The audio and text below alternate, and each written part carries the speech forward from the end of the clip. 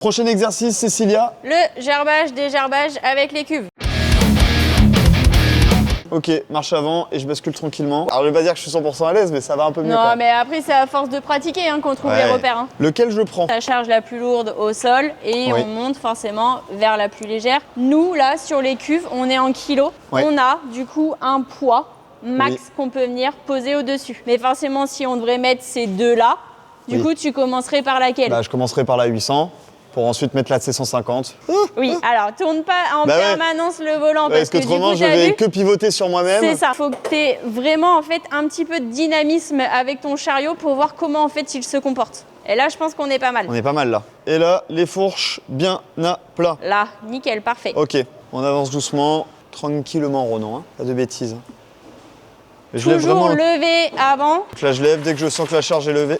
C'est normal ça? Oui, oui, t'inquiète. J'incline vers moi. Donc là, ton centre de gravité, tu ne sais jamais où il est. Il est toujours en mouvement. Donc là, forcément, il faut que tu arrives bien centré au niveau de celle qui est en dessous pour du coup pouvoir la poser correctement. Franchement, je crois que... On est dans l'axe là? Bah pour moi, ouais. Hein. Même à la place du conducteur, je vois pas devant moi, donc je vois pas quand je peux toucher. Tu vas trouver tes repères par rapport aux distances, etc. Tu vas élever ta palette pour aller au-dessus de celle qui est au sol. Voilà, stop, pas plus. Là, je suis bien. Ouais, pied sur le frein, le neutre. C'est bon, hop, le neutre est mis. Et donc là, du coup, tu vas incliner ton bas vers l'avant. À savoir que le repère, là, ici, tu vois, ça vient pile poil s'emboîter ici. Et là, tu fais attention, tu vois, faut que tu fasses pivoter un peu par là-bas. Ouais, vers la droite, c'est ce que je voyais. Parce que là, sinon, on mange un petit peu trop. Faut que je me décale vers la gauche. Pivote encore par là-bas. Non, dans l'autre sens, du coup.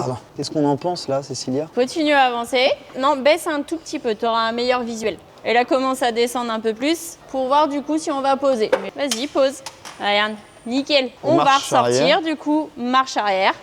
Et dès que tu es sorti après du coup de dessous la palette, tu remets forcément tes fourches en sécurité, comme on a vu, incliné en arrière, 10-15 cm du sol. Et on redescend en sécurité. Oui, et les fourches, elles sont bien? Bah là, tu es incliné en arrière. Notre tablier est bien centré. Tes fourches, on les met pas en sécurité. Ah bah si, on les pointe vers le bas. Allez, on y va. Quand le bout des fourches pose au sol, on est en sécurité. Je suis bien au point neutre, le frein à main est mis. Hop. J'enlève la clé. L'arrêt d'urgence. L'arrêt d'urgence, il est mis. J'ai retenu tout. Évidemment, on pivote le corps. Parfait. Bah merci beaucoup en tout cas pour cet exercice, ce nouvel exercice. Bon, à bientôt, merci à toi. À bientôt.